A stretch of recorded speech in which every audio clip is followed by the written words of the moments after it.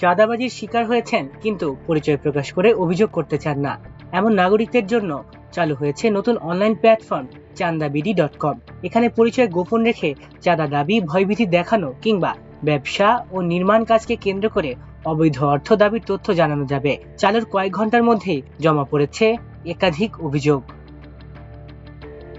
উদ্যোক্তাদের ভাষ্য, চাঁদাবাজি ও অবৈধ অর্থ দাবির অভিজ্ঞতাগুলো নথিবদ্ধ করাই এই প্ল্যাটফর্মের মূল উদ্দেশ্য।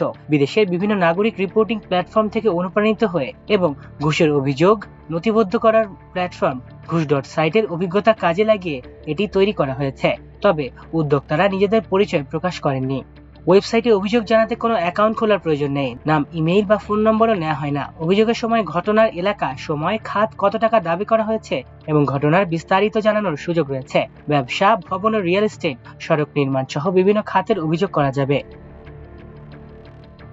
মঙ্গলবার চালুর পর কয়েক ঘন্টার মধ্যেই পাবলিক লেজারে 9টি রিপোর্ট জমা পড়ে। এসব অভিযোগে মোট চাওয়া বা দেওয়া অর্থের পরিমাণ 9,60,700 টাকা।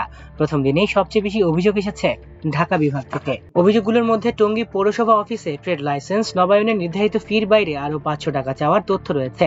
রাজধানীর মিরপুরে নির্মাণাধীন ভবনের কাজের সময় 1 লাখ টাকা চাঁদা দাবিরও অভিযোগ এসেছে।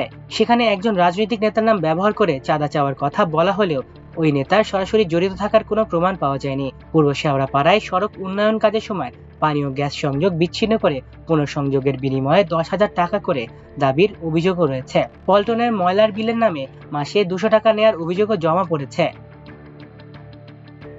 তবে প্ল্যাটফর্ম কর্তৃপক্ষ জানিয়েছে, এসব তথ্য আদালতের গ্রহণযোগ্য প্রমাণ, তদন্তের ফলাফল কিংবা প্রমাণিত অপরাধ হিসেবে বিবেচনা করা যাবে না। অভিযোগ প্রকাশের আগে মডারেশনের মাধ্যমে ভুল তথ্য, ব্যক্তিগত আক্রমণ ও ব্যক্তিগত তথ্য প্রকাশ ঠেকানোর চেষ্টা করা হবে। কর্তৃপক্ষের দাবি, কাউকে অপমান বা অপরাধী হিসেবে ঘোষণা করা নয়, বরং নাগরিকদের অভিজ্ঞতা নথিবদ্ধ করে চাঁদাবাজির প্রবণতা সম্পর্কে প্রাথমিক ধারণা তৈরি করাই উদ্যোগটির লক্ষ্য। দেশের 8 বিভাগ অনুযায়ী অভিযোগ দেখার সুযোগ থাকায় সময়ের সঙ্গে কোন এলাকায় বা কোন খাতে অভিযোগ বেশি আসছে তার একটি চিত্র পাওয়া যেতে পারে। মাল্টিমিডিয়া ডেস্ক, আমার দেশ।